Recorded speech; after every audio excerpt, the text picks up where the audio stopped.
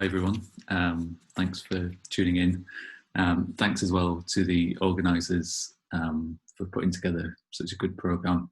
I know that for me, kind of attending and contributing to these events over the last few months has kind of been additionally important amid everything else that's been going on. So yeah, I really appreciate it, and yeah, everybody who's been putting stuff on should really be commended, I think.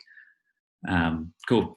So the first chapter of my doctoral thesis included a lengthy discussion of Cambridge Trinity College MS 0938, the manuscript more commonly known as the Glastonbury Miscellany.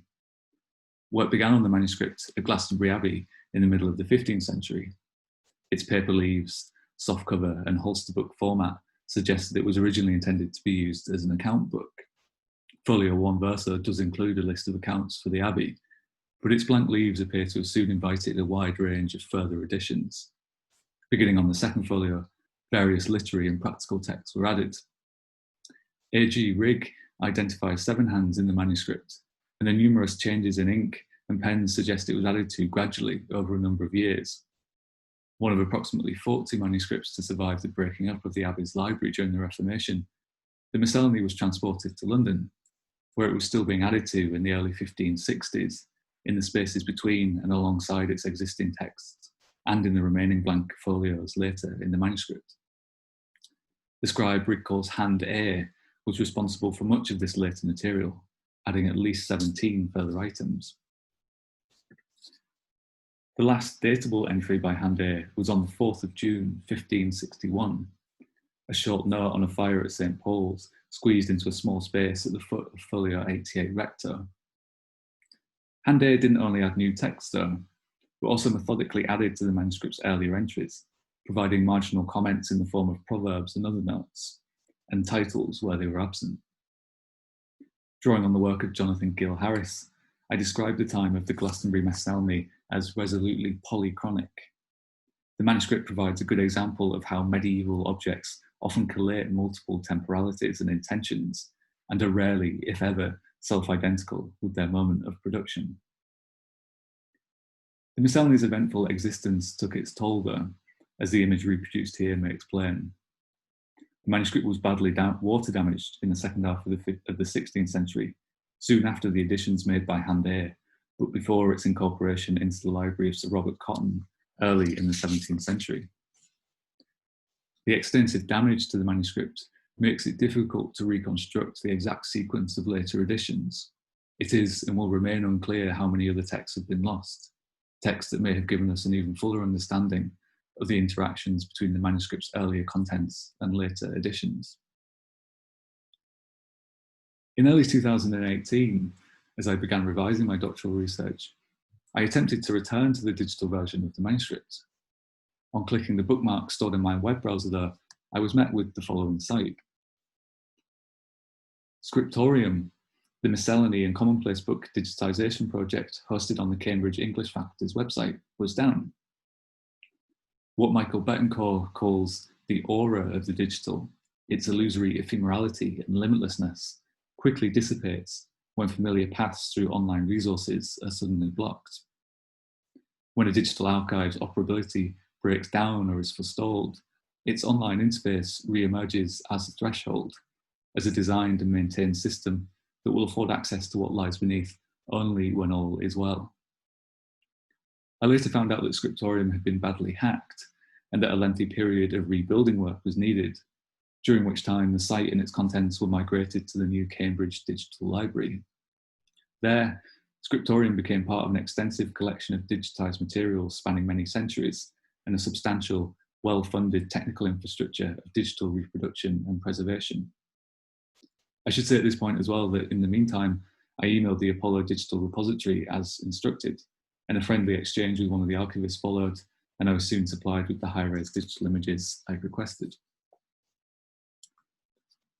So one of my first thoughts on seeing the Scriptorium error or backup soon screen was that the digitisation's sudden disappearance resonated in quite a nice way with the manuscript's own eventful medieval and post-medieval existence, its passage in and out of numerous institutions, the damage it sustained, and the lengthy period in the late 17th and early 18th century when it seems to disappear from the archival record entirely.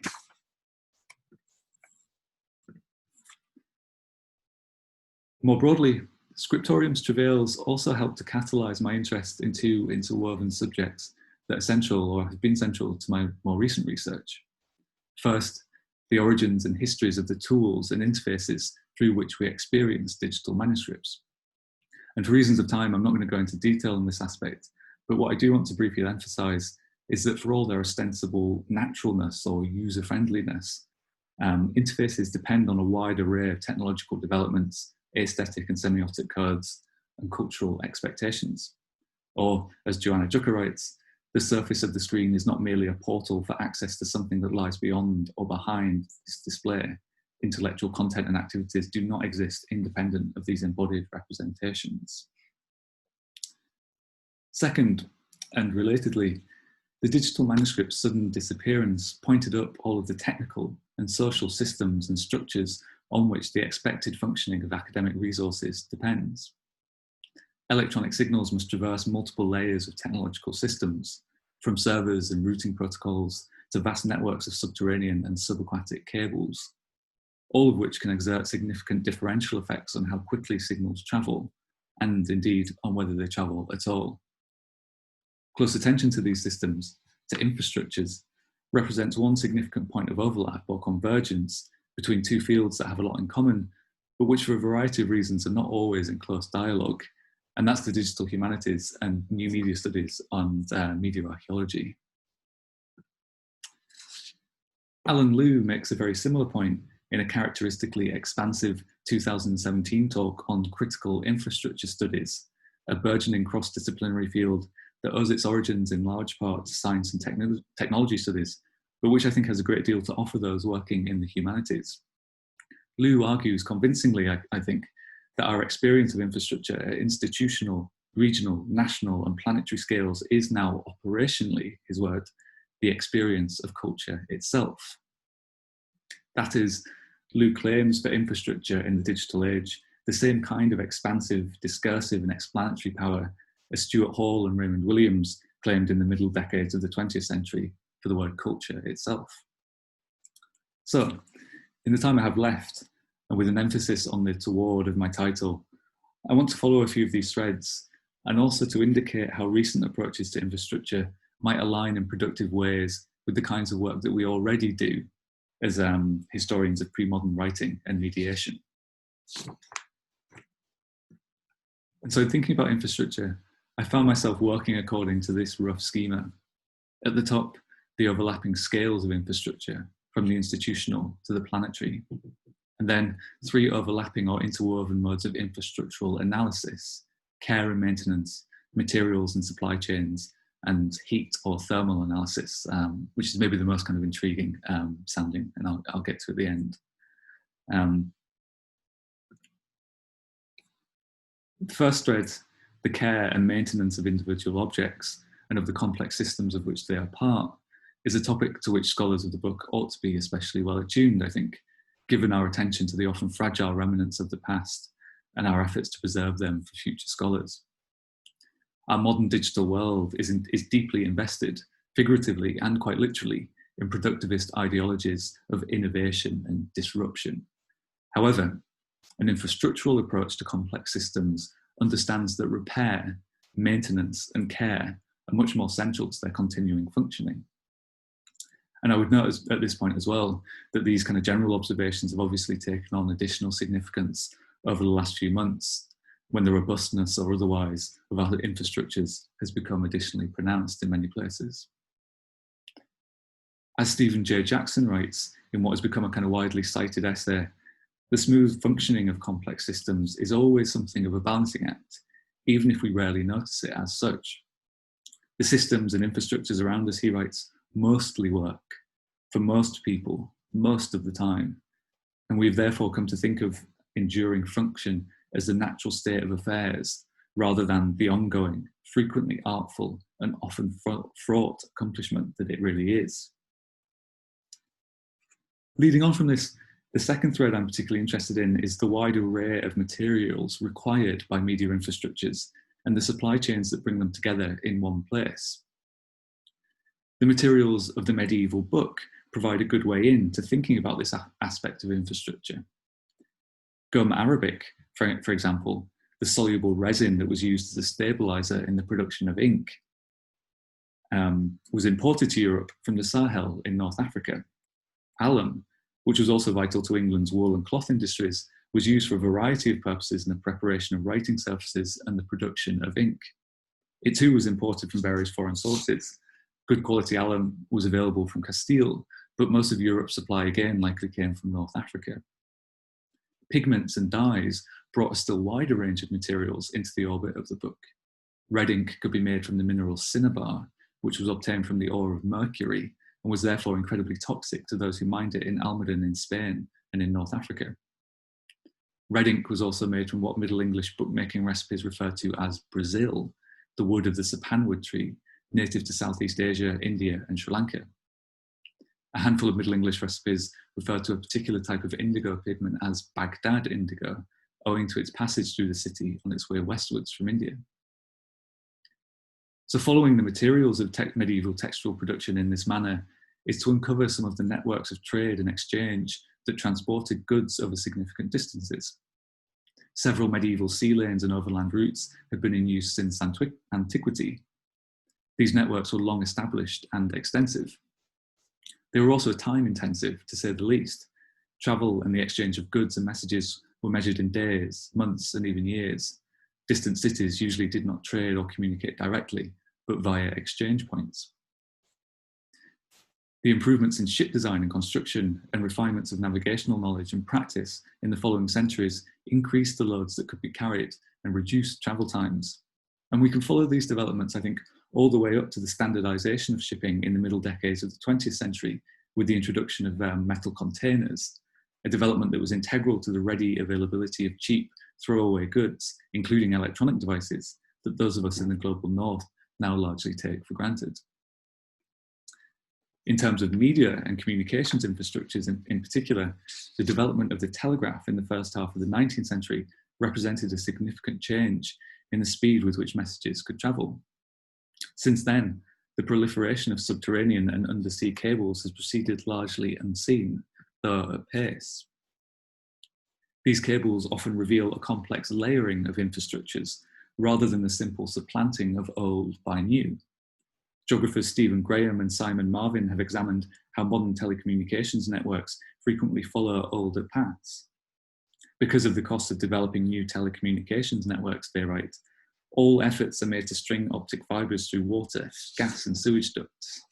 Between cities, existing railway, road and waterway routes are often used.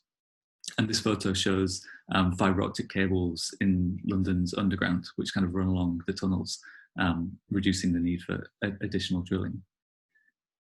And this resounding of media infrastructures is also visible in various ways in the built environment. The tower of Lincoln Cathedral, among the tallest buildings in medieval Europe, for example, is now topped by radio antennas that are used by local emergency services and amateur enthusiasts. Thinking even more closely about the present, what Benjamin Bratton calls planetary level computing has not only filled the world with disposable, short-lived devices, but has also further intensified its array in cables and wires. Telegeography's submarine cable map provides a useful snapshot of the extent of the fibre optic cables on which the internet depends. In one sense, the map is an effective marketing tool for its main sponsors, the data center operator Equinix and Huawei Marine, one of the world's foremost submarine cable laying companies. It presents a simplified, schematic representation of a world tightly woven together by undersea cables, each of which is eye-catchingly depicted as a brightly coloured thread.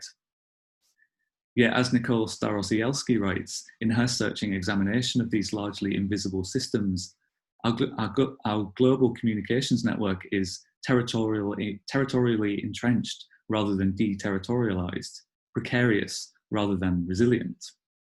We know that for a range of political and technological reasons, electronic signals do not always travel freely.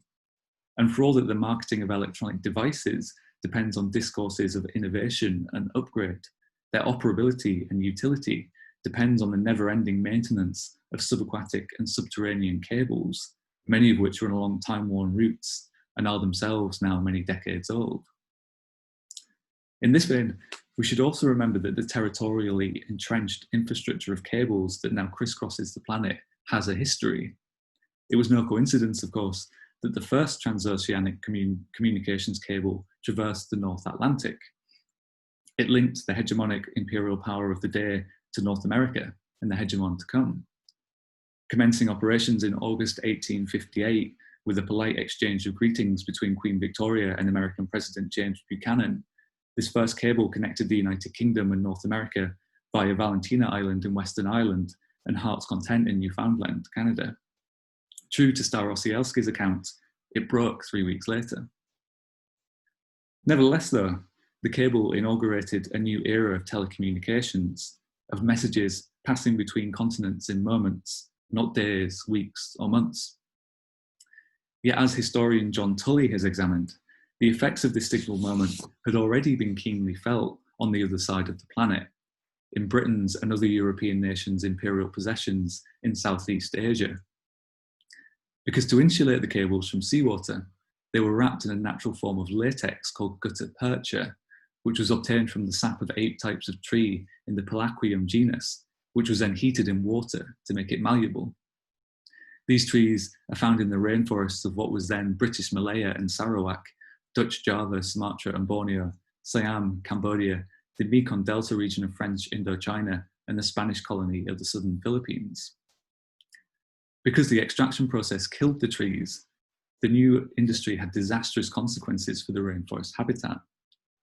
This was a Victorian ecological disaster in Tully's account. The first transatlantic cable alone required 250 tons of gutta percha.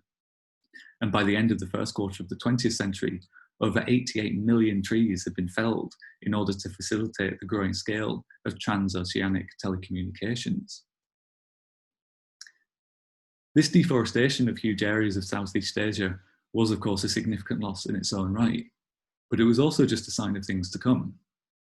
The now little known story of gutta percha was a blueprint for how imperial and neo-imperial powers would externalize the ecological impacts of electronic communications and their manufacturing, a practice that continues to this day and which is perhaps most neatly encapsulated in the sentence imprinted on the back of all of Apple's devices, designed by Apple in California, assembled in China. The history of gutta percha also directs us toward our final infrastructural thread, and that's heat. Medieval ink production, to return to our earlier example, was a process of thermal manipulation in which the ingredients were heated either separately or together for a certain time and then cooled. So too was the production of gelatin size, the coating for paper leaves to reduce their absorbency, from boiled down leather offcuts. For all the skill and expertise underlying medieval thermal processes, they were also inherently variable and often imprecise. The quality of ingredients could vary depending on a wide range of seasonal, social and economic factors, and mixtures were not uniform or ever precisely reproducible. By contrast, the transformation of a wide range of geological materials into the components of servers, cables, computers, and other devices depends on incredibly strict regimes of thermal manipulation. Electronics manufacturing relies on the replicability of very precise acts of heating and cooling, through which metals and rare earth minerals are purified, homogenized, and then combined. In turn, and as Nicole Starosielski has also examined, thermal manipulation is then integral to the maintenance of media as media. Developments in temperature management technology have been driven by a broadly shared cultural imperative, that is, to keep media uniform and stable over time by keeping decay, error, or noise to a minimum. Air conditioning was first developed and refined in the early 20th century, not to keep people cool, but to prevent waste in printing houses by standardizing the temperature of the paper and the presses. Techniques for standardizing media production were, of course, soon transferred to media preservation. As I'm sure we all know, and are particularly aware of on those days when we forget to bring a jumper, libraries and archives are places where we experience the social and cultural significance of cooling technologies. These technologies present an obvious problem though, namely the carbon emissions that result from their operation and their ongoing proliferation. Energy-intensive cooling mechanisms, Starosielski writes, substitute the waste of media objects for the waste produced by fossil fuels. And this is an issue to which planetary level computing and the digitization of nearly all aspects of life is also now contributing in significant ways. Because keeping the vast server farms that power the internet sufficiently cool accounts for a sizable and growing amount of carbon emissions. And these spiraling emissions may well help to undermine the hopeful claim that the digital realm provides a solution or failsafe to the potential vulnerability of our physical archives. Okay, so by way of a very brief conclusion, I want to emphasize that an infrastructural understanding of digitization suggests that online archives are vulnerable to failure and loss in ways that we do not always notice or fully appreciate. They are, after all, dependent on a consistent electricity supply, paid up subscriptions to third-party server providers, chiefly Amazon at the moment, well-maintained undersea cable networks, and forms of geopolitical stability that allow signals to travel freely, among numerous other factors.